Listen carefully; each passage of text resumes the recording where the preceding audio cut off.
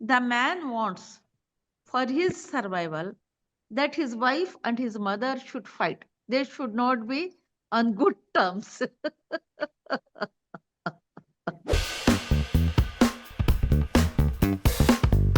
Banuji, I wanted to ask you, from the beginning, you've been a sort of dissenter. You Yes. decided to learn Kannada against your parents' wishes. You went through a terrible postpartum period. And then you're still advocating for women, for Dalits, for feminists. You've also been threatened by somebody wielding a knife. And now, today, at this stage in your life, you have won the Booker. You could actually write a story only on your own life. What is the one thread through all the stories that you write? Is it about women's displacement? Is it about the position that, well, in this book, God and men have put her in? When is the first time that you became aware that there was this absolute inequality? I was fascinated from the beginning itself by the role of women. Male members of my family, they are highly respectful towards women. And there is something, is you say, a balance between both the men and women in our family. And when I entered into all the social movements that were happening in Karnataka in my youthful days, I was shocked to see so many anomalies. Such a heavy, burden was cast upon women, and she was forced to obey. I was compelled to strive towards a just and equal society. Then I started thinking of all these things. Do you remember when you started writing about this? How old were you when you saw all of this and you said, I need to find a way to define this world and I need to define it through words? I was very innocent. I was not exposed to this society. I completed my studies, my graduation in a very secular, secured manner at home under the watchful eyes of my parents. I started writing during my childhood only, but it never had definite motive. After my marriage, after going through the trauma of matrimonial life, but I want to say my husband was very good person. Even today, he's a good person. He was my friend. He is my guide. But due to this societal pressures, he was also helpless at some times. And so he could do nothing for me. I was actively involved in debating society, and I was writing lot of stories, and I was saying so many good things before the mic. He liked me, he appreciated me. But further, my role was confined only as a housewife and a mother, and I suffered a lot. Afterwards, I got involved with all these movements, Dalit movements, farmer movement, language movement, and feminist movement. Then only I came to know what is constitution, what is caste hegemony, what is feministic movement. Then all these ideas, they got, they were culminated, and I saw them blend together in me. And then I said, I will start writing. I want to make the world hear these unheard voices. Deepa, I wanted to ask you, when you were translating Banuji's work, what was the paramount thing in your mind? What did you want to retain? And everyone has a voice. You can hear it, in your head. There is a sentence construction, there's a syntax, there's a rhythm. It's almost like a drum roll. We all have our own ways. So, how did you manage to keep your voice and her voice, this synergy, authentic to what she wanted to write, the way she did it? Did you consult her? Did you keep showing her bits and pieces? How was this organized? Right.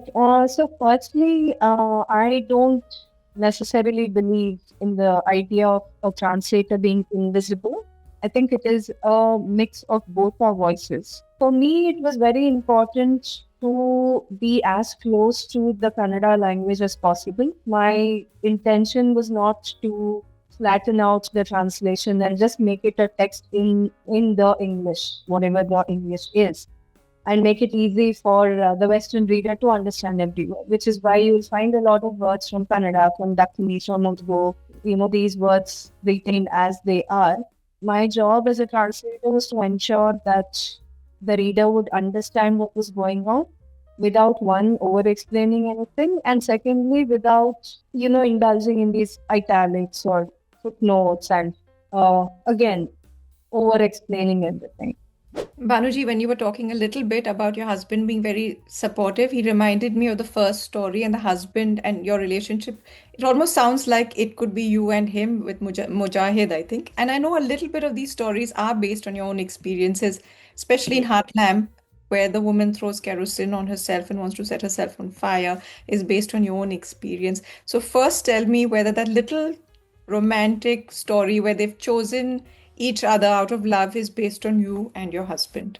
Yeah, he was my, distant relation, but he was a senior in my college. And I was about 2 years junior to him. I participated in a lot of competitions and literary events, and he liked it, he appreciated, and gradually some intimacy grew between us.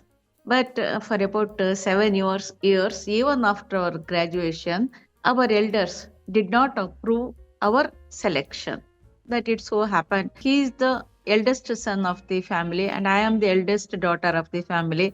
And until and unless we are get married, the remaining brothers and sisters, siblings could not get married. So finally, they conceded to our demands and they said, "Okay, you get married and you will face the consequences." That was their final word. But we never faced any consequences. We were very happy. We were loving couple. But more than that, I was into a government job earlier to marriage, and I had to resign from the job to be as a housewife. And then, after some time, I realized it is not the life I am getting in. I wanted something better. I wanted to go for higher studies, or I wanted to go for job, or I wanted to, interact with the outside world also, which my husband could not provide because he was also helpless. He was in the business family and he had to obey his elders in that connection. And so, lot of quarrels ensued between us. Day to day quarrels were there. Even then, the bond of love was greater in us. But finally, when our daughter was born, first one born, Samina, when she was about 3 months old, late night, she was sleeping, and my quarrels continued. I was something into depression also, postpartum depression also. I nagged my husband, and finally he slept. Then, seeing nothing, I went inside. I got petrol, white petrol. His was a business family, and they were having watches and clocks repair. For that, they used to store white petrol. I went, I brought it and poured it in my bedroom on me. And at that time, he smelt it, and he got up and he saw what I was doing, and he hugged me and he wept and he consoled me and said, "Don't do it. I cannot live without you. But I want to help you out. Let us sort out something. Don't do such nasty thing." And he snatched the matchbox from him, and immediately he took my baby and he put it on my feet and begged and beseeched me not to do such thing. And after a few seconds, few minutes, then I came back. I realized what I was going to do, and I felt so sorry for him, for my daughter, and for myself. And then afterwards, things were softened for me, things changed for me. I was fighting for the right to right. I wanted that right. And that way, finally, my in laws asked me to go out and have the life of our own choice. And we came out of that home. Isn't it sad that you have to fight for every right that a man takes for granted? Yes, yes. It is his right. It is his birthright. This is But birth. a woman, she has to fight, she has to struggle, and she has to give everything. She has to live in the man's world according to his own whims and fancies. That is the saddest part of it. In my life, I was very lucky that I never encountered patriarchy because I never lived really with any men. I grew up in an all-female household. My Yes. grandmother, mothers, aunts. So I didn't even know there was this inequality till I came into the world and I I didn't realize that if suppose I'm going for a movie shoot and I'm there at 9 o'clock with makeup and the hero's coming at 12 o'clock, I just thought he's more senior. Yeah. Not that there's a difference because he's a man, I'm a woman. Or if he has a big room and I get a small room, I didn't think, again, I just said he's senior, more established, I'm new. It's slowly, I think in my 30s, I realized how unequal it was because before that, You are the luckiest woman. I yeah, congratulate that's you. I was lucky. I really was because I grew up with all these women. Whatever had to be fixed, we fixed it. Whatever had to be done, we did it. If we had to earn money, we had to do it Yes. ourselves. So at that time, it may have felt, daunting and bad, but I think it was the greatest thing that ever happened. And a lot of women have to fight for it. I saw that it's not just the men who are sometimes not our allies, it's other women as well. So, a daughter-in-law will fight with her mother-in-law in Yusuf's case. What do you think makes women turn against other women, especially when everyone is in their own way being subjugated to different degrees, but there is always a level of subjugation? Patriarchy is imbibed by the entire society and all the people of the society. Most of the women also follow in the footsteps of patriarchy. Other than that, there is also one thing the man wants for his survival that his wife and his mother should fight. They should not be on good terms. It is an easy trick he uses all the time. If there is coordination between both of them, he is answerable for all that happens in the family. So, for a safer position, he is aloof and he sees that his wife and other mothers they are not in good books, and he maintains that thing. Well, first of all, the women also imbibe this patriarchy. Secondly, the patriarchal son or husband he fuels the quarrel between the mother-in-law and the daughter-in-law for his safety and security, and that point is also there. As much as we keep singing, tunes about the greatness of motherhood, it's an incredibly draining experience. There was a research paper about how being a mother actually drains you of happiness, but there is, of course, a bigger purpose, so you kind of adjust to it. I felt that physical exhaustion of being a mother, of giving birth again and again, of what it does to your body from inside, was something I felt, but maybe I had not articulated within my mind. And I felt a lot of things in these stories, which you kind of know, and which is what great writing does. It makes you articulate ideas that you may have had, may have been fleeting moments, but somebody else's words make them concrete. And I think that's what I felt. So tell me a Yes. little bit about your experience. Is it based on something you saw, something you felt, something that you were? My mother was 12 years old when she got married.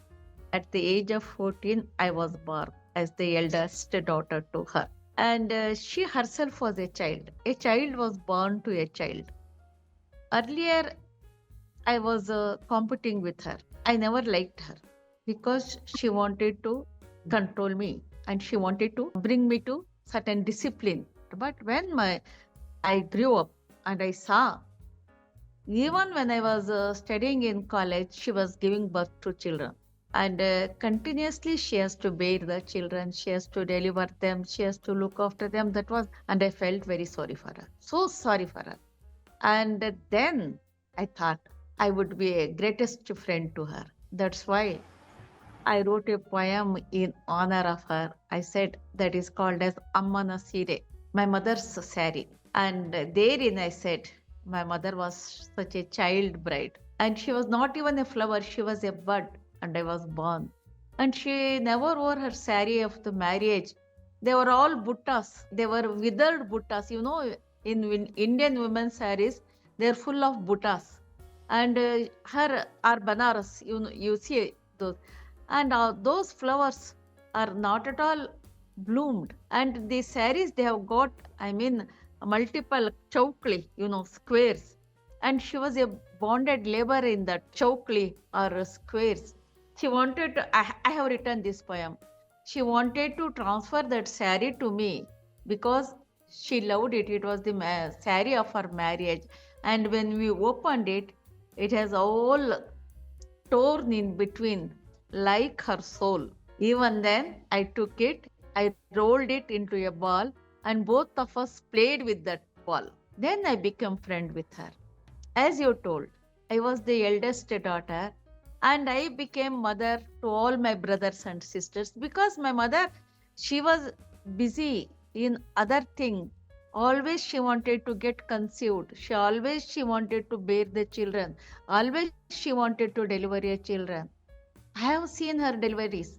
I was in the college. I was a grown up girl. I was ready for marriage. Even then, my mother delivered children, and I never became angry on her.